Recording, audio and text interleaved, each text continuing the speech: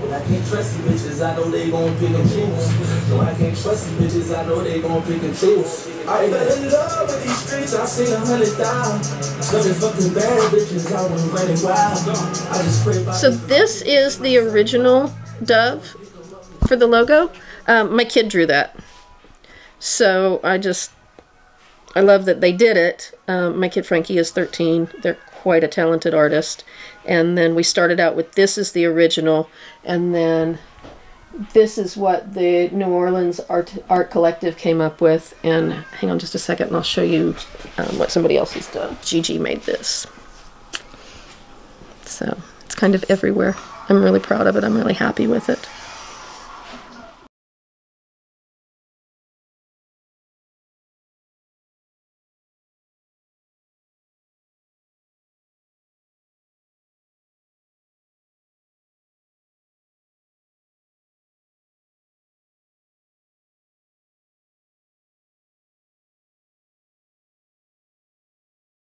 Oftentimes the first thing that happens after a disaster is people go through and clean out their closets, or they donate all the clothes that they've been holding on to for the time that they were going to donate. So we've been sorting clothes. There's some toys that were potentially useful. They just need to be really well cleaned before they can be handed out. We've been doing mold remediation. That's what the sprayer is for. And then over here, canned food, cleaning supplies, crackers, dog food. There's toilet paper, baby wipes, more dog food, dogs. These are MREs. Here, I'll get that.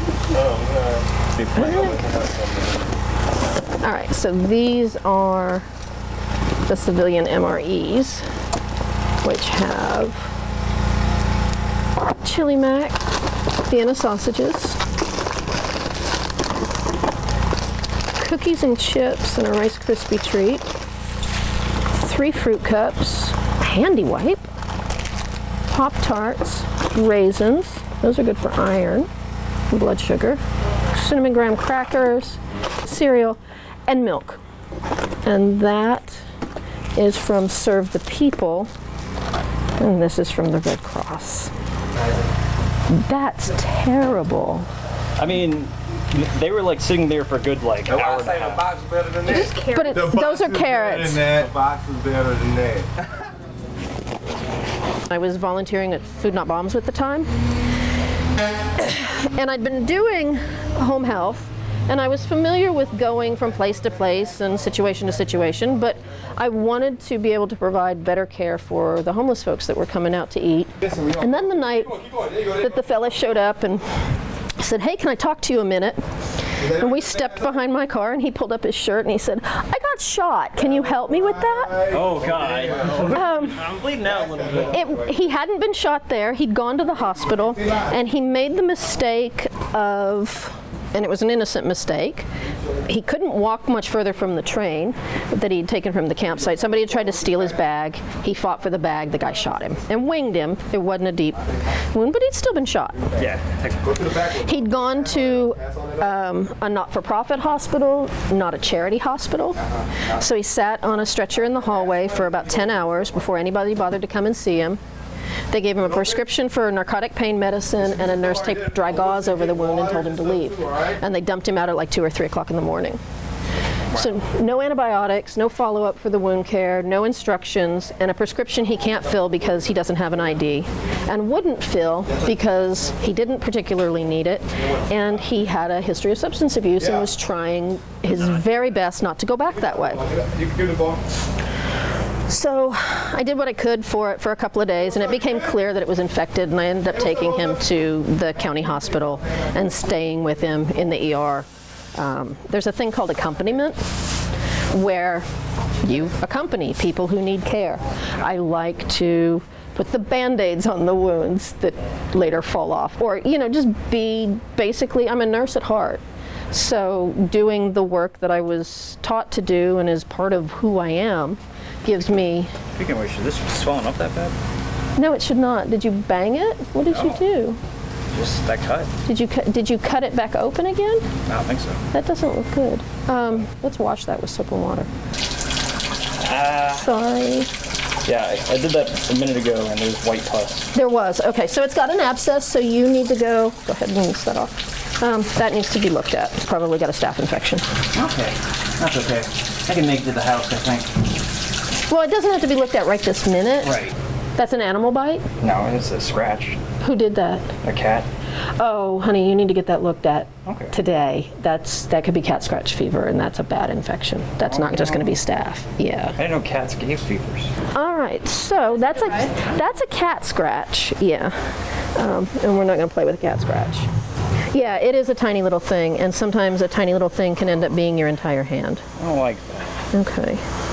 All right, my nosy personal mom thing. Do you have money for an urgent care? Okay, I do.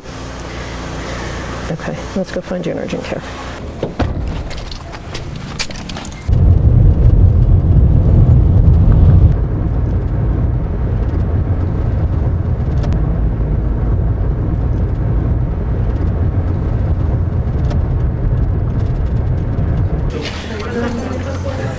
Hi, how can I help you guys?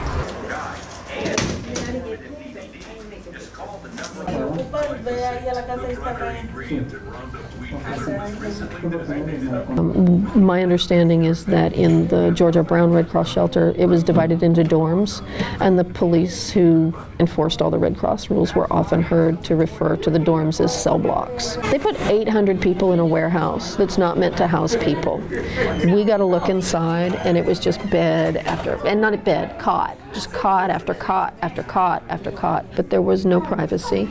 There were no flush toilets. They had porta cans. There were no hand washing facilities inside the thing. There were no laundry facilities, and the showers were located outside. And everybody that we saw that we would talk to were developing productive coughs, upper respiratory infections. The curfew at George R. Brown was midnight, and so people the first couple of nights that the new shelter was open were showing up at 10:30 and 11:30, thinking they had plenty of time to get into the shelter, and finding out the curfew had been changed to 10 p.m. So the first night the new shelter was open, they locked out 20 people, including a 9-month-old and a 14-month-old. So we stood there and argued and filmed, and everyone was allowed in that night, except for one young man who had a beer in his hand. He was not intoxicated by any stretch of the imagination, but he was upset, and he was hurting, and he was telling people, look, I've been here, my dog is inside. My dog's been inside for 4 hours without me. They won't let me go inside because they say I'm late. I was 5 minutes late. They won't let me in. And a volunteer came out to talk to people. She got aggressive with some of us when she realized we were filming. And we were threatened with arrest if we didn't stop filming. So the Red Cross volunteer is talking to the police, who are then talking to the people, and she's telling them, look, if you all just calm down, and calm down, calm down. When you say calm down to agitated folks, it doesn't work. But they're all doing their best. And this young man is saying, look, this is what's going on, and I'm not happy about it. And one of our medics overheard her say to the cop, I don't want him inside. So we asked the cops, what's he being arrested for? And 4 of them put their arms up like this and shrugged their shoulders and walked back inside without answering. And one of them finally turns around and says, he's not being arrested, he's going to the sobering center. If you're in the Red Cross shelter and you were escorted from the property by the police for any reason, they remove your armband and you are no longer allowed back in the shelter. It was her way of getting rid of him. So what happened to his dog? I have no idea. The dog probably went to a shelter. But that's the way the Red Cross and the volunteers, some of the volunteers behaved toward the folks that they were supposed to be here helping.